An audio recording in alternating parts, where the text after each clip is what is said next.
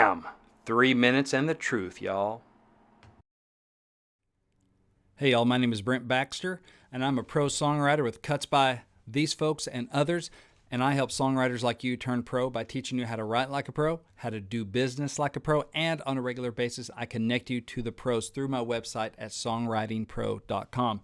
Today, I want to talk about the Good Old Boy Network. On 3 Minutes and the Truth, we are diving into 3 Minutes and the Truth about the Good Old Boy system. Now, you've probably heard that. It's where you got to know somebody. You got to be best buddies. You got to be drinking buddies with somebody. You got to be golfing buddies with somebody. Nashville just won't let you in the music business if you're not one of the good old boys. That's a lie.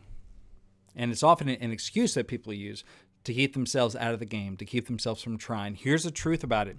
If it really were a closed system and just a good old boy network and they aren't letting anybody else in, all those folks writing hits on the radio, they'd all be like 95 years old. But they're not. So what does that mean? It's not the same people that were having hits in the 90s. I mean, there are a few writers that are still having hits in the 90s and producers, right? But there's a whole lot of turnover, a whole lot of new faces. So what does that mean? It means that new people are able to get into the business. New people are able to get hits. All right. If it was all the same folks, they'd be 90 years old, and maybe the young kids would be there like kids and grandkids. But these aren't legacy songwriters either. There are a few kids of songwriters that grew up in the business and have had success too, for sure. But that's not just them. This is not the Good Old Boy Network. Yes, relationships matter. This is not a closed system. You can go and you can make friends. You can go and you can build relationships, and you can work your way in if you're likable enough and your songs are good enough.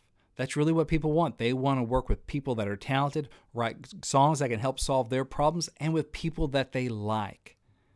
So using the excuse that it's a good old boy network, often what it is that it's just an excuse to keep you scared, to keep you from trying your hardest because, well, it's not my fault. It's just a good old boy system. It's all political, and so therefore they don't, they don't know me, so they're not going to help me, and I don't have to try, and it kind of lets me off the hook.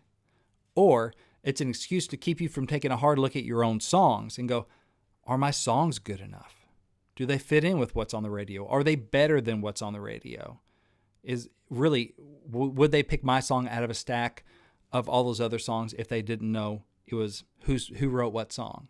So often it's an excuse to keep you from doing the hard look at yourself and from doing the hard work of actually improving your craft. Also, it's an excuse to keep you from going out and meeting people and doing the networking thing because you feel like they don't want you there. Thing is, they don't want you there. They didn't ask for you. They didn't send for you, but it's because they don't know you. It is not personal. Get to know them. It will become personal as you build personal relationships. And if you do great work, you write great songs, and you build strong relationships, which people are open to, then you can start to get some traction. So it's not a good old boy network. It's not keeping you out. That's just an excuse. My name is Brent Baxter. This has been 3 Minutes and the Truth.